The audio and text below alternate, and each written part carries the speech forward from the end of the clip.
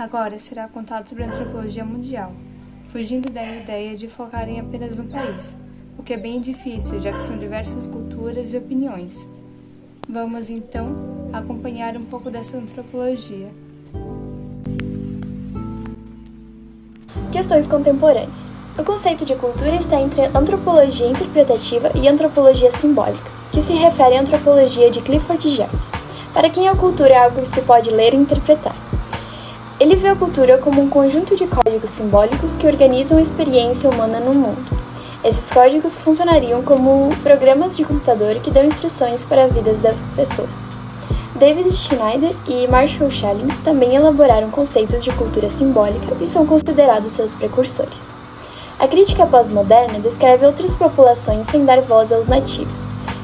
Indicava uma posição autoritária. No pós-colonialismo, entretanto, aquilo que parecia apenas autoritário foi pensado como resultado de um sistema de poder, uma herança do colonialismo. Trouxe à tona um ponto de vista não hegemônico. Os conceitos de etnicidade e identidade têm sido instrumentos para pensar muitas situações no mundo contemporâneo. Os estudos de comunidade podem ser relacionados aos estudos de aculturação, já que as duas perspectivas se preocupavam com os processos de transformação social associados às diferenças culturais.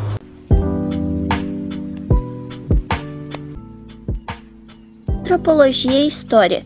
Entre várias outras, foram objetos de estudo, alguns deles coordenados por antropólogos estadunidenses como Charles Weigle, ex-aluno de Boas. A mudança cultural de interesse central desses estudos, muitos deles faziam parte desses projetos maiores, que objetificavam compor uma análise ampla da sociedade brasileira, uma espécie de mosaico ou panorama que revelasse as relações entre cultura popular e urbanização, campo e cidade, atraso e desenvolvimento. Os estudos de comunidade podem ser relacionados aos estudos de aculturação, já que as duas perspectivas se preocupam com os processos de transformação social associados às diferentes culturas. Antropologia como invenção.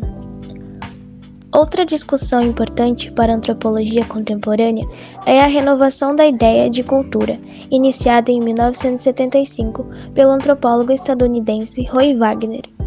Roy Wagner lançou uma série de questionamentos sobre grandes verdades, tidas como evidentes no pensamento antropológico. O antropólogo tem sempre uma vantagem sobre o nativo, pois pensa a experiência deste a partir das categorias de sua própria sociedade. Para Wagner, o que nativos e antropólogos fazem é inventar cultura o tempo todo, no sentido de criar, transformar, produzir diferenças. O que o antropólogo faz é entrar em contato com a vida do nativo no trabalho de campo. Antropologia reversa, de Wagner. Imaginar como o nativo pensa a nossa sociedade, como se o nativo fosse também antropólogo. A antropologia e grandes rupturas. O impulso para a crítica da ideia de separação entre as naturezas e cultura veio do trabalho de Bruno Latour, em 1947. Segundo ele, nosso pensamento se apoia na certeza de que há uma distinção radical entre o mundo dos humanos e as coisas lá de fora. Essas coisas são os objetos, os não humanos, em geral. Essas coisas que estão lá fora, separadas do mundo dos humanos, foram a natureza. O mundo, é um objeto de atenção, mas que é tratado como se não tivesse vida inteligente ou fosse inerte.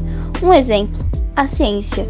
Mas ao fazer sua pesquisa entre cientistas, Latour descobriu que a ciência na verdade não trata do mundo lá fora, mas sim de um conjunto de acordos e disputas entre os cientistas. A concepção de Bruno Latour gerou interesse no que ele chamou de antropologia simétrica.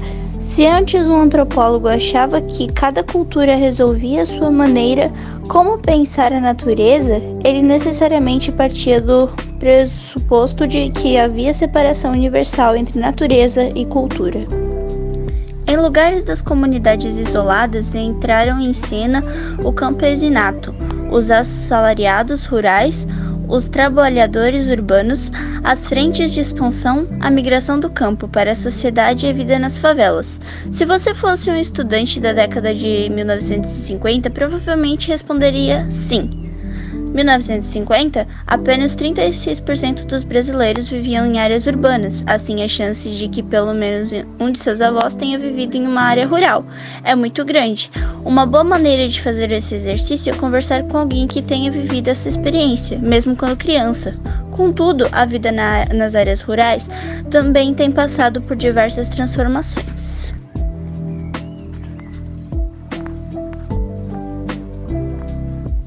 Entre as décadas de 1930 e 1960, também foram feitos no Brasil estudos de caráter funcionalista, principalmente em relação às populações indígenas, que o foco passou a ser o estudo funcionamental das sociedades.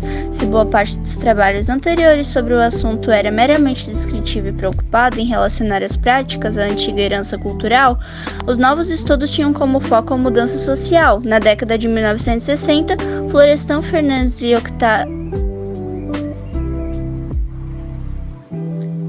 Otávio Yanni produziram trabalhos que a cultura popular deixava de ser entendida como um vestígio do passado e sinônimo